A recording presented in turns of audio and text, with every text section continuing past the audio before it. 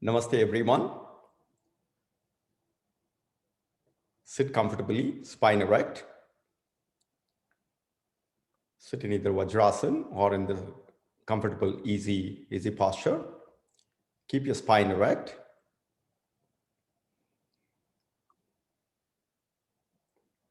Shoulders gently roll backwards. Eyes gently closed.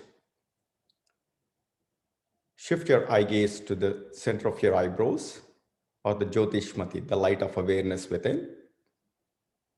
And let's begin today's session with an opening prayer. Follow with me. Om Sahana Vavatu Sahanau Bhunaktu Sahaviryam Karavavahe Tejasvinavaditamastu Ma Vidvishavahe. Om Shanti Shanti Shanti. We seek blessings to be nourished together. We seek blessings to make sure that we give 100% effort in our perception. We make sure that there is no hatred or competition amongst us, and let there be peace everywhere. We also offer our salutations to Maharshi Patanjali to begin the Patanjali Yoga Sutras study. Yogena chittasya padena vacha malam shariram cha vaidyakena vyopakarotam pravaram muninam Patanjalim Pranjali Anatosmi.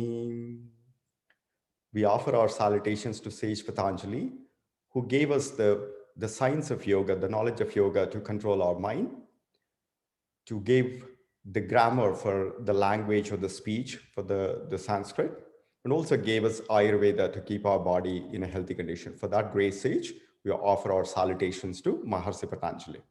Thank you, everyone, for joining today's session. As we discussed, we're going to spend the first 10-15 minutes going through the yoga philosophy, and then we'll do one mindfulness practice. Today, we're going to practice a resilience mindfulness practice from the 10% happier. And then we're going to ease into a practice of a quick meditation, and then we'll conclude the session. So let me start with Yoga Sutra philosophy. Share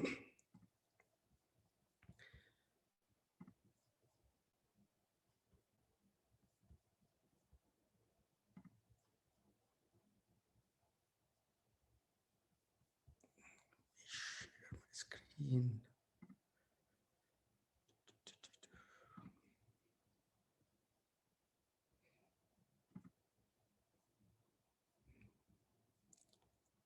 But while we are doing this, are there any questions from last week or the start share?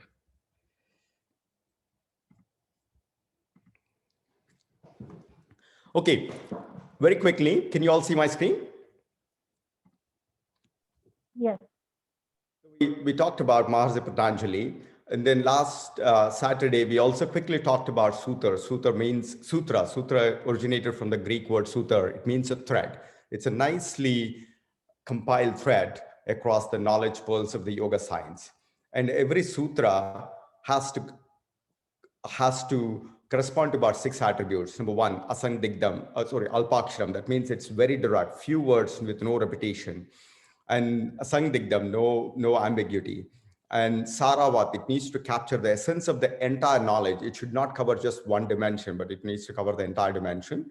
And Vishwatomukham, and again, the multifaceted thing. And one thing that you would also see in the sutra is there is no astobam, there is no filler words, or there is no repetition of the same concept. And then the last one is anavadyam. It's irrefutable knowledge. And in fact, as we learn the Yoga Sutras, and one of the sutras, what Patanjali says is, some of this knowledge is Jati Desha Samayana Vischinna, Jati Desha Kala Samayana Vichina. And this truth transcends region, time, or any locale. So let's quickly introduction to the Patanjali Yoga Sutras. There are roughly about 100, so not roughly, there are about 195 Yoga Sutras, aphorisms. And in some books, you will also see 196. So it's actually 195 or 196. Both are actually correct. The Yoga Sutra knowledge is compiled into 4 chapters. The first one is known as Samadhipada.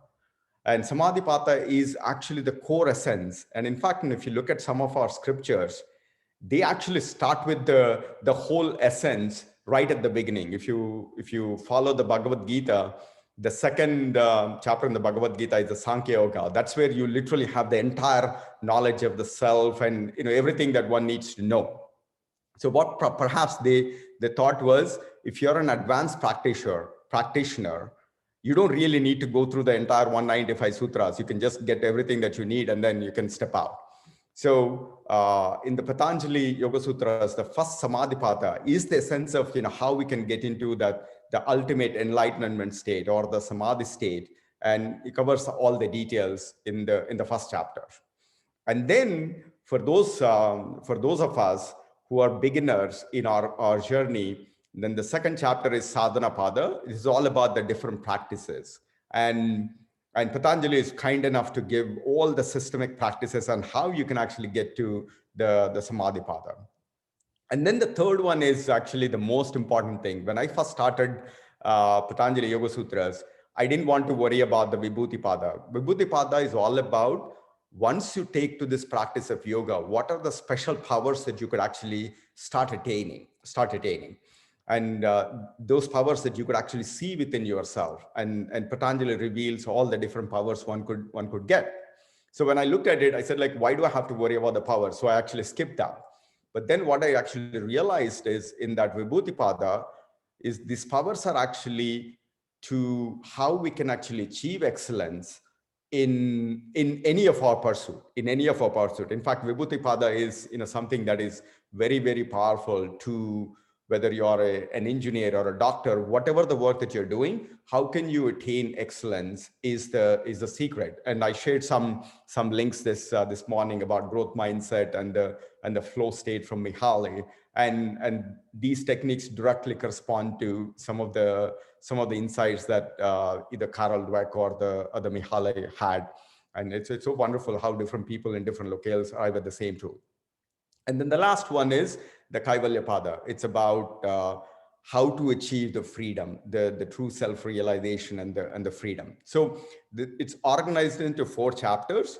And if you recall, if you look at it, out of the 195, 96, there are only 3 sutras that Patanjali gives us to talks about postures. And that's the level of significance that postures play in the yoga journey. And in fact, pranayama, Patanjali gives about 6 sutras. And that means, pranayama is actually twice as important as the postures, but rest everything is all about your way of life. So most of us, if you look at the yoga system today, there is a lot more emphasis on the physical practices, which is actually a good thing to keep your body in shape.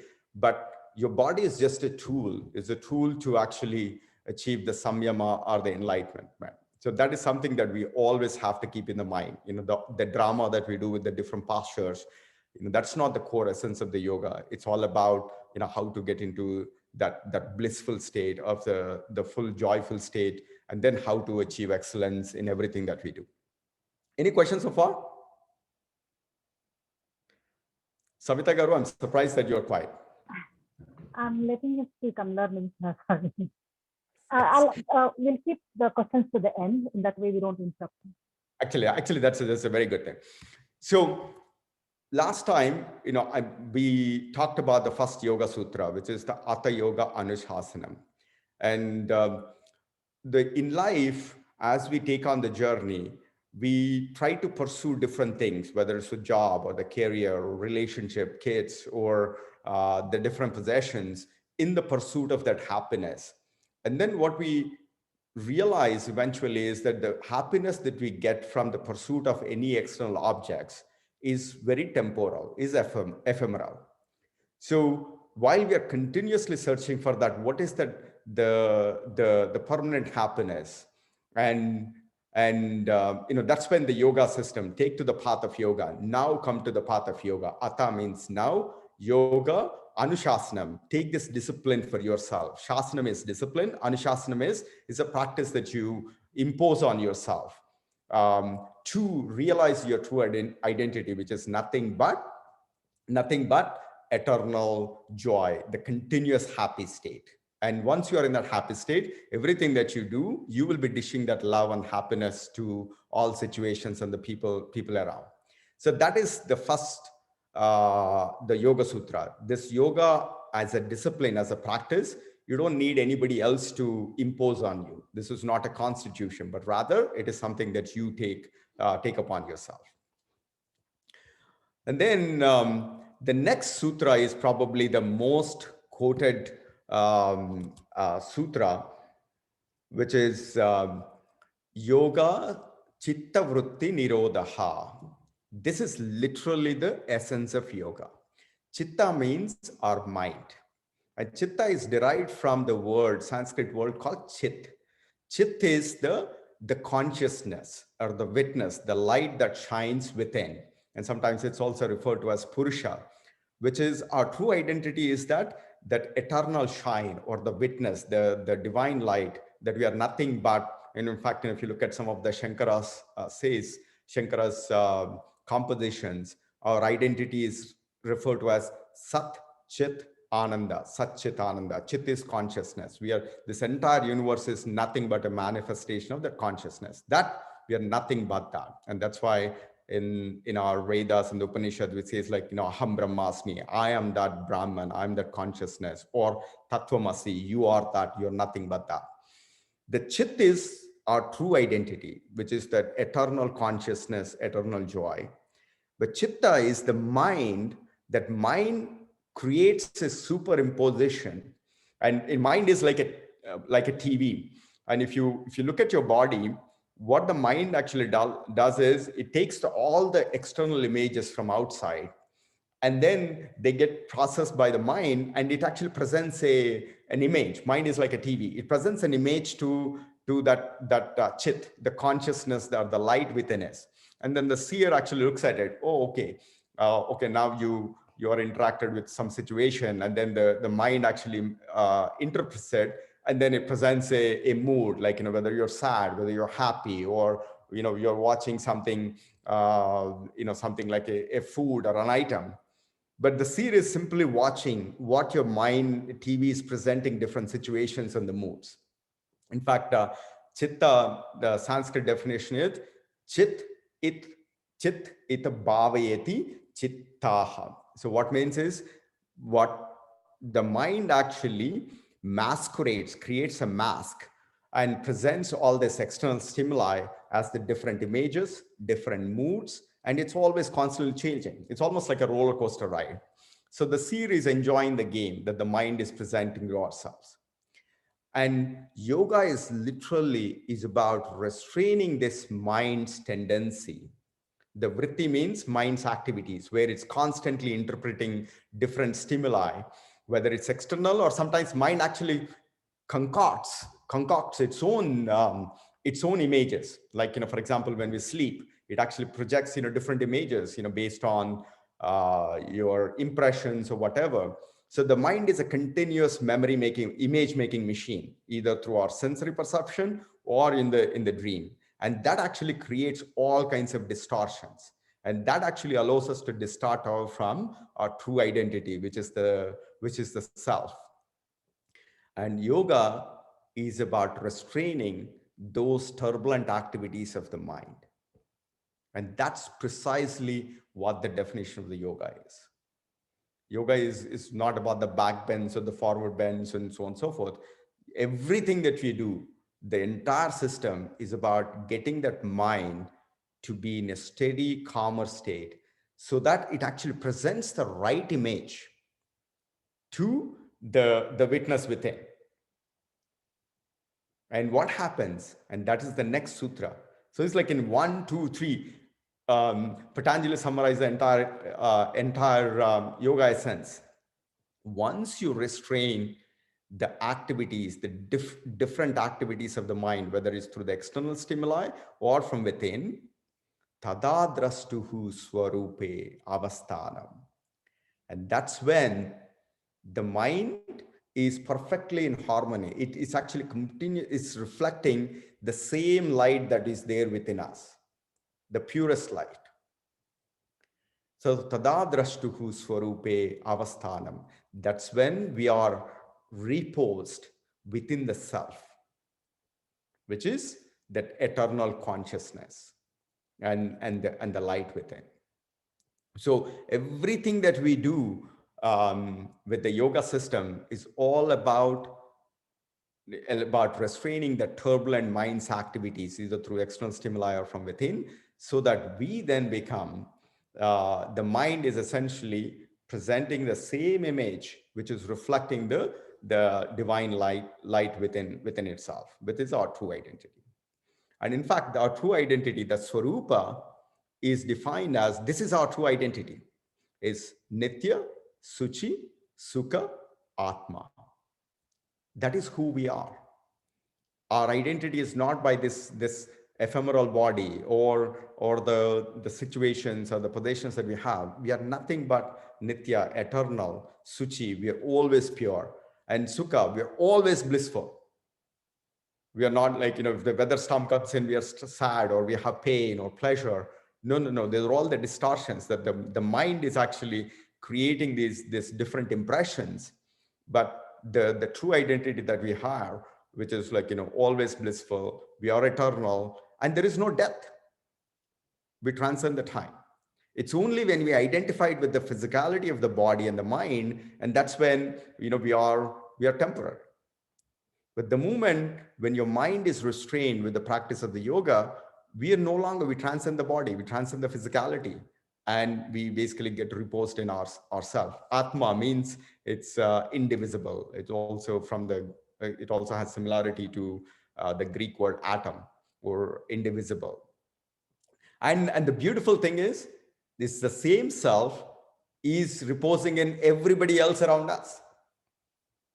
So once we restrain the turbulent mind, we basically repose in the self, the divine light, and we also see that same divine light around. And this is also known as one of the limbs of the Hinduism. It's the Sankhya. Sankhya defines the self as Nitya Suchi Sukha Atma. Patanjali Yoga Sutras is built on the foundation of the Sankhya. But the beautiful thing is, Sankhya only defines who we are, our true identity. Sankhya means samyakyayate iti Sankhya. That is Shankara's definition. Samyakyayate, the right perception. The wrong perception is when we identify it with our physicality and all the things that we are there. That's the wrong perception. But when you do the Sankhya, we are identified with our permanent identity, and which is the Nitya Suchituka Atma. And then, sorry, can somebody mute? Sorry. Okay.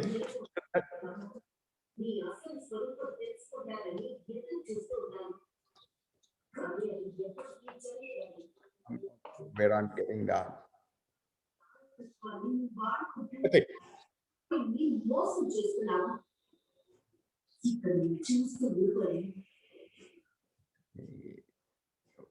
So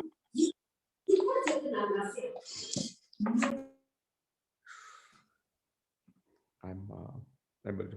So that is the Swarupa, which is the Nitya Suchisuka Atma.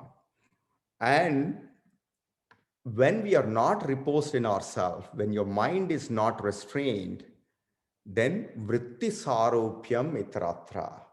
Then the mind projects a different image, and the different mind's activities presents different forms to us. That we are sick, or we are we are we are thin, or we are suffering, or we are joyful, or the people around are bad, and they're cheating, they're all these things. It's only when the mind is not restrained, it presents itself in different forms with this arupyam itratra. In fact, there is a beautiful story in Upanishads, where it says, like, if you walk in a forest, and if you see in when it is dark, if you see a rope, you confuse that it's perhaps snake, and then it creates all kinds of emotions. And that's also referred in one of the slokas, Rajwa Bhujangamiva Pratibhasitam Vaye. That means Rajwa is the rope when you mistake the rope for a snake. And that's what happens when you're not established in yoga.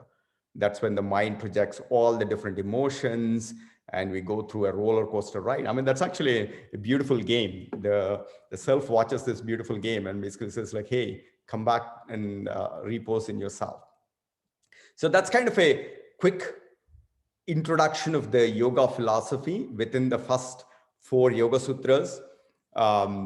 Patanjali covers what is the essence of yoga. The essence of yoga is about chitta vritti nirodha. It's about restraining the turbulent mind. And once when you restrain the turbulent mind and all its images that are being presented to us, and that's when we get to see the self within us, repose in the self within us, and tadadrastu swarupe avasthanam. And that's when everything around us looks more joyful. And that's the secret to doing that. Sankhya defined it. What Patanjali has done is he figured out how. He gives the recipe on the how. And that's which is what we're going to cover in the next session. So let me stop here for today, and then let's see if there are any questions.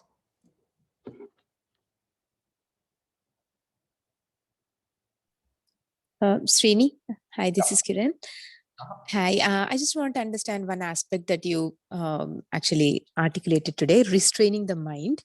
So I want to understand, like, restraining sounds like obstructing the flow of thoughts, almost like more of non-positive sense, right? So I wanted to understand, is it like acknowledging the thoughts at one point, or obstructing the thoughts by putting a layer on top? How should we look at it? That's a very good question, actually. I mean, actually, eventually what happens is you don't do anything. You don't obstruct or you don't put positive. And that's when the meditation comes in. When you do the mindfulness, which is what we're going to lead into, mindfulness is a practice where you're trying to restrain the mind to not go in many different directions. You're trying to bring it back to one set of attention, which is a state of action, right? What you're doing is, because otherwise when your mind is, as we discussed on Saturday, mind is like a monkey. And in fact, Vivekananda says, mind is not even a monkey. It's a drunken monkey. It's not even a drunken monkey. It's a drunken monkey bitten by a scorpion.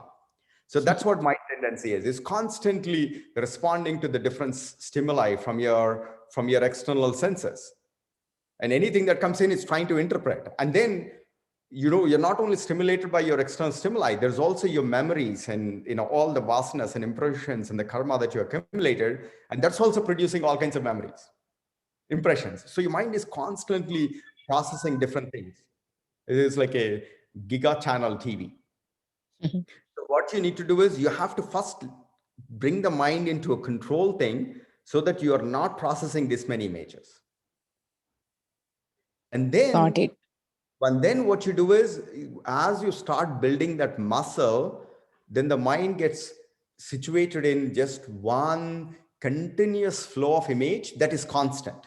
Just only one image that stays constant, and which is then becomes a meditation. But in the state of meditation, you don't act. You're not trying to do anything. It's only in the mindfulness you're putting an effort. But as you strengthen the muscle, then the mind essentially just stays outside of it's not doing anything. It just stays common. And then you just put your focus on one image.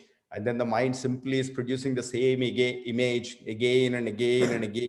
And that's when the definition of the dhyana comes in. Tatra pratyaya ekatanatha dhyanam. When the pratyaya is image. When the image in your mind stays the same from this moment to the next moment, and that's when there's the meditative state. The meditative state is not an action state. You don't do anything. It's only the preparatory to the meditation is all the. That doesn't make sense. I mean, that's kind of how Yeah. No, absolutely. I think that's a nice way to differentiate, right? So we actually work towards mindfulness by trying to channel thoughts and narrow down how broadly we are dispersed all over the place. And eventually we get to a point where you have a single thought that you're pondering upon, which is the meditative state. Exactly. And then you don't, when you're in the meditative state, you don't put an effort. So that's where the effort becomes effortless. Nice. right? The effort is to strengthen the mind, strengthen this practice. And even in fact, as we learn some more Yoga Sutras, Prayatna Shaitalya, Ananta Samakpatiyam, Prayatna, first you have to do this mindfulness is that effort state. And then suddenly it's like, the mind essentially becomes a surface of a clear lake. And all it's doing is it's just projecting what is there within. You can clearly see the divine, the depth in the surface of a clear lake. All it's doing is it's not doing any work. All it's doing is simply reflecting or reflecting the light that is within us, the self. So you literally have to make the mind be as like a non-actionable thing. And in fact, there is a beautiful analogy that Sri Ramji gives, which is like if you look at a mirror is supposed to just produce the exact replica of the image. But when the mind is impurified, when you are not in that thing, like when there's all the vrittis, we're all kind of in the physicality, you have impurities based on your senses and all that kind of stuff, then it almost works like a concave mirror or convex mirror. Either things look either small or big, and it's a distorted images. That's what mind is constantly doing. And we've been, in fact, if I were to look at it, when the babies are born, they don't have any taintedness. So they're always like very joyful and the blissful. And as we are growing up, we get conditioning, right? So the mirror is, and then that's when you respond to, is like, that is good, this is bad, this is guy is good, that is weird. So it's like, all these things are coming in, and the mind is doing its drunken bitten monkey. Now, when you purify that mind, then what happens is we again go back to that childlike innocence or the baby-like innocence, which is just like the chit. You simply mind essentially should be nothing, but it doesn't have any job. It should only simply reflect the light within, the divine light within. That is who we are. And the best part is, it doesn't mean that you simply sit quiet. When you are established in that state, then when you act, that every action that you do is a sure shot path to achieving excellence in the control. And that's where is revealed in the third chapter, which is the Vibhuti-pada, which is the Samyama. So it's not like, Wow. it's not like, you just, simply, let the mind be out of the background and then you just simply stay quiet and then do nothing. No. That's when you literally can act. And with this translucent, clear mind, and then you're acting like a Brahman, right? Which is like the self. So every action that you do results in total control. Wow, So that's amazing, Srini. And thank you. Actually, the way you connected really made it clear. I think so. With that, I know we are also pressing for time. And whoever is there, if there are any questions, we can quickly do that, and then we'll do the resilience mindfulness. I have a question, sorry. Go ahead. So you're saying there should be an action to get the clarity, but I think with the meditation, you're non-reactive. That's what my understanding is, where you don't react, but you just let it accept and surrender until there is a natural elimination of it. I don't know if I have understood it correctly. In the state of meditation, you don't put effort into it. In fact, you don't. It happens. It's just a natural state. It's only the preparation where you, like mindfulness, is you put an effort into it. In the thing is, essentially what you're talking about is the mind. When the mind is simply becoming like just like a reflector, just like what is there is just simply is like, it's just like simply passing it on without any filters, right? And mind is there, but it's not doing any processing. It's simply reflecting the light that is being shown through right within us. I And when you agree. Getting to that state, which is very difficult. Only time I'm not distracted is when I'm watching Netflix. So I don't meditate. No, okay. Jokes apart. No, seriously, getting to that stage where you that mindfulness is the hard part, I think. This is actually interesting thing. Actually, an example that we discussed with Sri Ramji. I mean, he gives this beautiful example, which is like you can actually get into the permanent joyful state. You also using some external props, like perhaps it could be movie. In a movie, you can actually get totally immersed, right? You lose yourself. That's also samadhi state, actually. Or you can take the aid of alcohol. You can actually use the spirit to get into to reach your spirit, right? But the only thing Yes, is, for the spirit. Yes. no, but the thing is, if you actually look at it, through yoga's meditative state, it actually enhances your power. You can achieve more things. If you take the external spirit, it actually disables you. You cannot even drive. Yeah. So this meditative state, which is this natural yoga way of getting into meditation state, yoga Sattva, it actually gives you unbounded power, the samyama power. You can actually conquer any planet or anything. So the choice is ours, whether you want to get into this losing immersive state using a Netflix movie or a nice Cabernet or Pinot Noir or other things. So the choice is ours. The choice is, I mean, the thing is, this is the beauty of it. You get into that state that actually enhances your power. Because all the others, they diminish. For me, actually, it's not fighting. It's if when I'm meditating and something comes up, like say, oh, I forgot to put this in the fridge or something. Instead of telling myself, oh, why am I thinking like that? I allow that thought, and I say to myself in my mind, obviously, saying, okay, that's good that you remember. I'll put it after the fact. I feel the more I fight saying, oh, why is this coming? Why is that coming? Honest to goodness, things come up in your mind that's honestly not necessary in that point of time.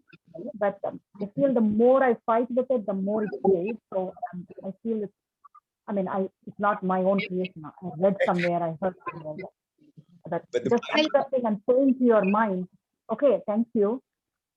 Yeah, I'm glad your thought came, and I'll do that for you. So mind is actually that's my approach. That's a beautiful insight, Savitaji. Actually, mind is such a delicate instrument. You have to handle it with a lot of compassion. And the only way you have to use the mind to transcend the mind. The only secret is compassion and love. And in fact, you can do an experiment. You say it's like, don't think about an elephant. That's only the thing that the mind. Yeah, I'll be very honest, Rini, and I know I keep making jokes, but I really mean no disrespect. It's so hard. I have tried that I realize it's not working for me. I find it instead of meditation. So sometimes if I feel like I need to calm myself down, I either play some mantra or I pray, and those 10 minutes I calm down. But it doesn't work when I sit and try to focus. I'm really half the time I'm hoping I'll fall asleep because I just want to unwind. I don't know how to say that. It's just so, or I prefer to listen to something music and do something else because sitting and focusing isn't working for me. It's not like I have a problem concentrating when I'm doing work or watching something on TV or whatever, but if I sit down to shut my mind, it's just not working for me. So I just choose to go and pray or chant or listen to some songs or something like that instead. I mean, you're So not alone, right? You're not alone. Arjuna says in Kurukshetra, somebody who he basically is like, my mind is like a hurricane. That's what he says. My mind is like a hurricane. It's actually producing so many thoughts. So, in fact, you're probably better than Arjuna in that context. feels like So, punishment, Srini, sitting to meditate, yeah. honestly. No, but actually the thing is, this is I all. was like that too. Sorry. Yeah, sorry. Go ahead. I think this is actually. I mean, I have the same problem. All of us have the same problem. That is the reason why Vivekananda came up with 4 types of yoga. Right? There is a thing like Bhakti Yoga. There is Karma Yoga. It's like when you involve yourself in selfless service, and then Karma Yoga, selfless action, and serve others. Or Bhakti Yoga, surrender to devotion of some song. And then Gnana Yoga, which is knowing about your true self. which is Advaita and the self. And the Raja Yoga is actually the meditation, which is the yoga thing. So all these four paths, everything that we are doing actually allows us to prepare for that. So all we are doing is we're actually purifying our body and the mind. And this is where the how comes in, right? The Patanjali in the second chapter, he basically says, like, everybody says, I cannot really do this. And that's where Patanjali reveals Ashtanga Yoga, which is like an 8-limb practice. So those are the things that eliminate the chatter of the mind. And again, we'll actually come up with those techniques. But I think the system is designed so well that everything is interlinked. The postures that you're doing, the pranayama that you're doing, and then the universal human values, yama niyamas, and then the service that you do, and pratyahara, reversing the consumption. All these things are the right ingredients so that you can then get into meditation without having to do props. But using the props like japa, singing, serving, all these activities are the right preparation.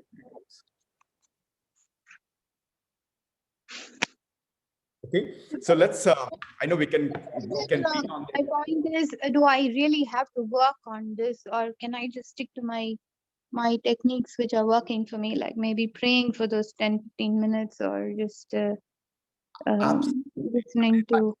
when you're praying, you're actually getting into that bhakti movement of meditative state, right? If you're actually totally immersed in, like, whatever you're praying to, idol or some sankalpam, if that is the only emotion that you have, I mean, that's meditation. Yeah.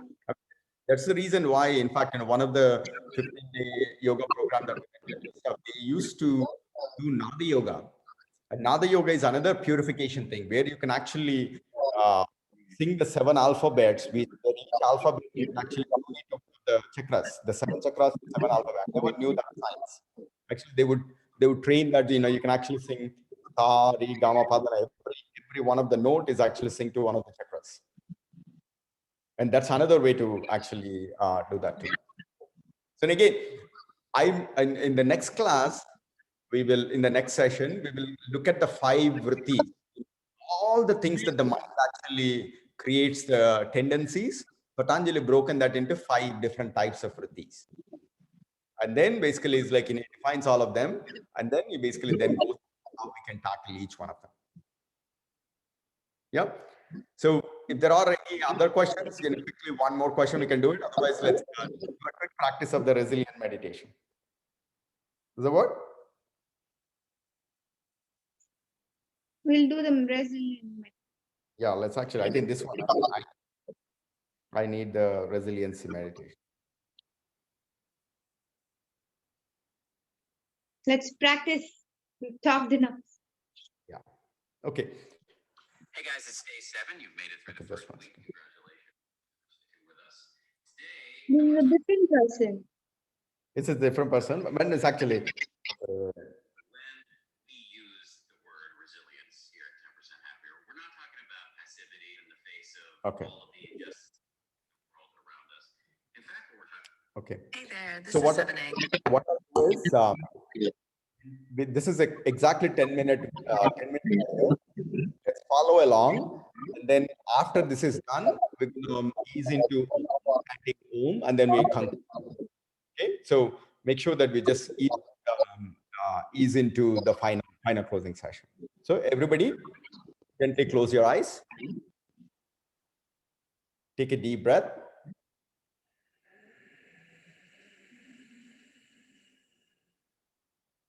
Exhale.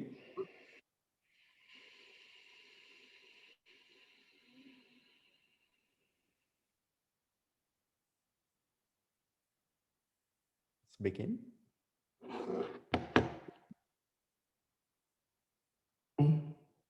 Welcome to this meditation on resilience. What makes some people resilient? Able to come back from difficulties as strong, if not stronger than before. One person can be debilitated while another person bounces back brilliantly from the exact same struggle. Everyone has the capacity for resilience. It's actually quite ordinary, but some of us need to cultivate more. I find meditation practice is a great place to develop resilience by connecting with positive attitude resolve, and equanimity. Let's try this together. Find a comfortable posture. Your eyes can be open or closed. And rest a soft gaze on the floor in front of you. Take a few moments to settle into your body.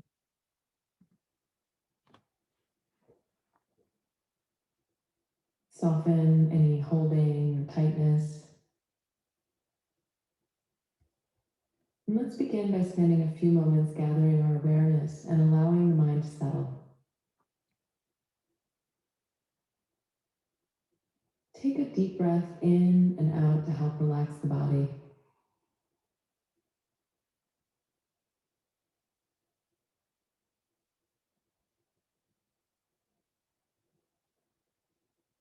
The body will be our primary anchor and area of exploration, so either staying with the breath or connecting to whatever other sensations in the body that are most prominent for you right now.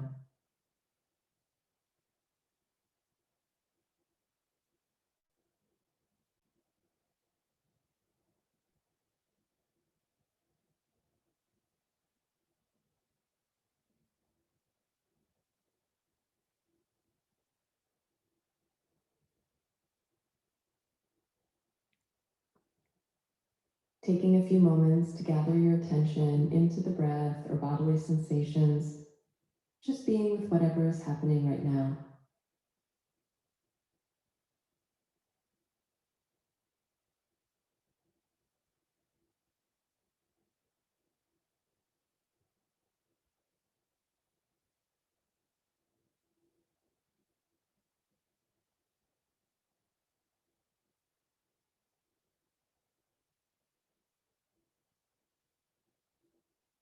Our first step in cultivating resilience will be setting a positive attitude in our practice.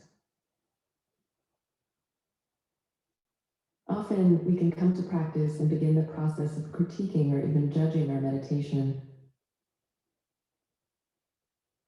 What would it be like to actually appreciate everything that's happening now? Whether your mind is still and concentrated or distracted and annoyed, whether you have a lot of ease in the body or whether you have some pain. See if you can meet whatever is happening with at least some acceptance. Or maybe you can even bring enthusiasm to what's happening.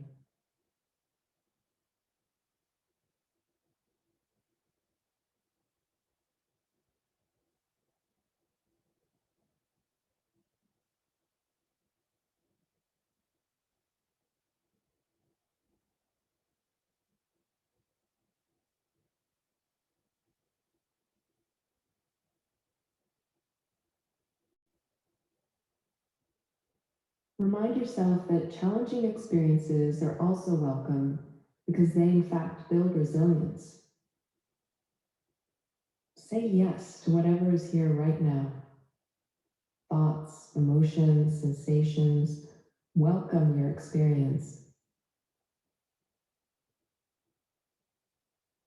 And if something is particularly challenging, can you with friendliness say, yes, this too?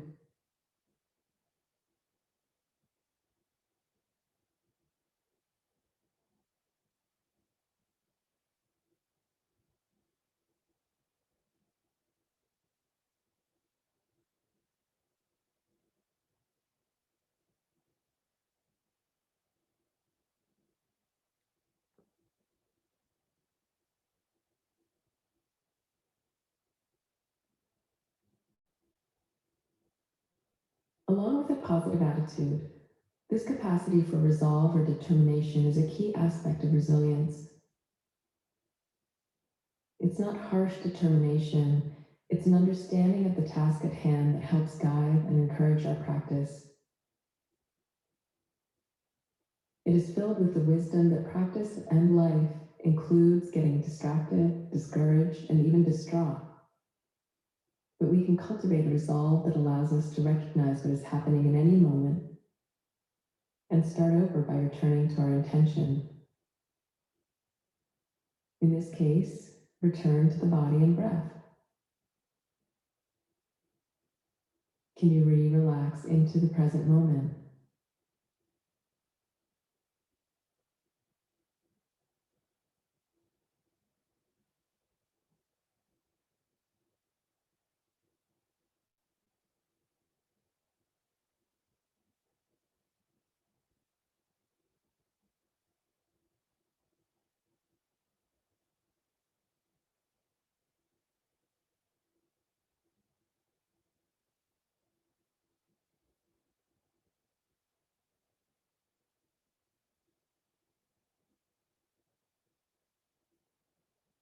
And finally, we'll explore this quality of equanimity. In fact, as you probably know, equanimity is this capacity to allow whatever is happening and is built into our practice from the start. You can even say to yourself, allow.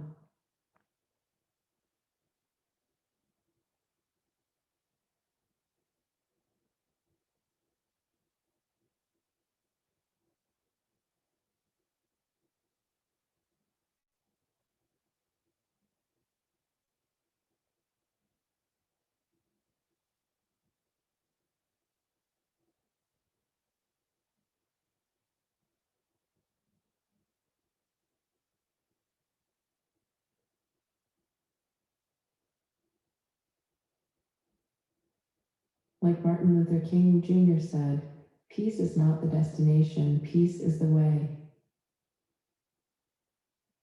Equanimity is not the destination, equanimity is the way.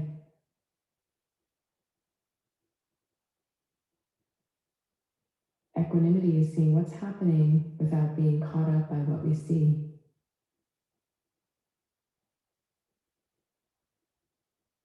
No need to get lost in whatever is going on or upset that you've lost your way. Equanimity includes starting over in this moment and then this one.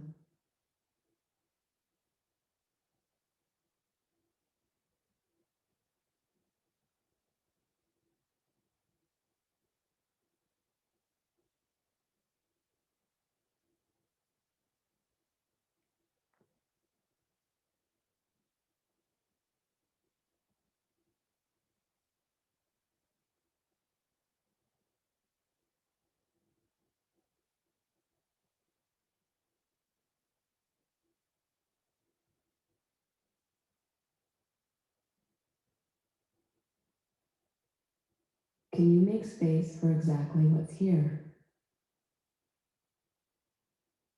Saying yes, starting over, allow.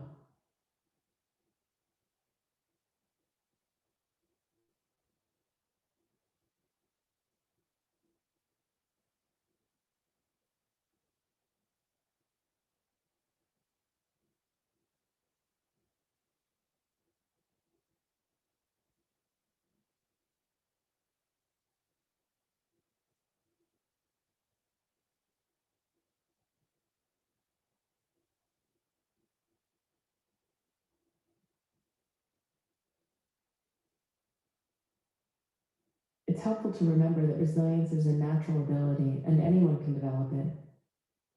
Cultivating a positive attitude, resolve, and equanimity are 3 ways to grow resilience. See if you can bring these qualities into your daily life.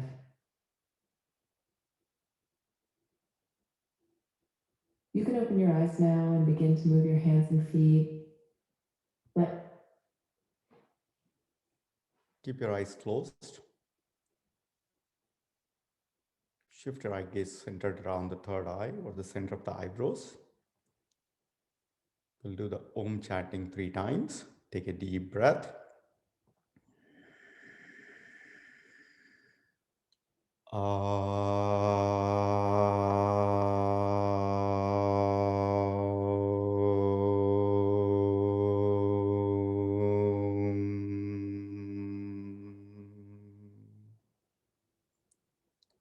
Take one more deep breath.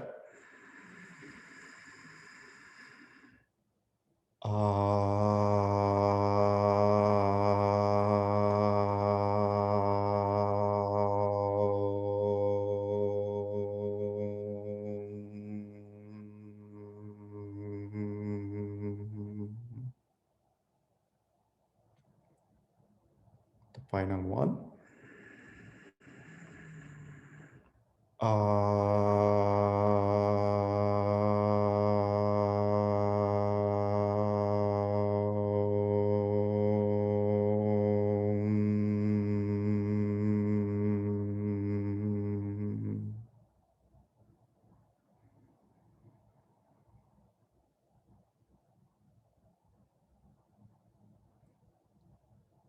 Feel the Om vibrations in your entire body. The resilience within us is nothing but the Shiva energy, the transformation energy. Take any difficult situation and convert it into more joyful state. And that's within us.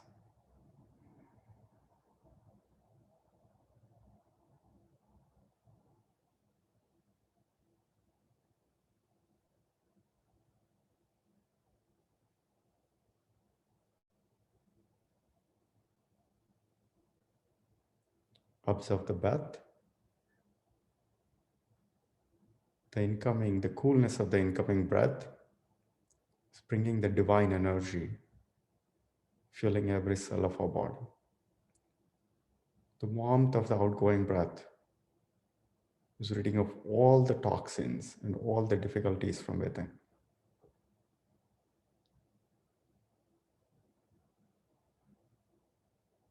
With every breath, we're becoming more and more joyful and reposing in our own self.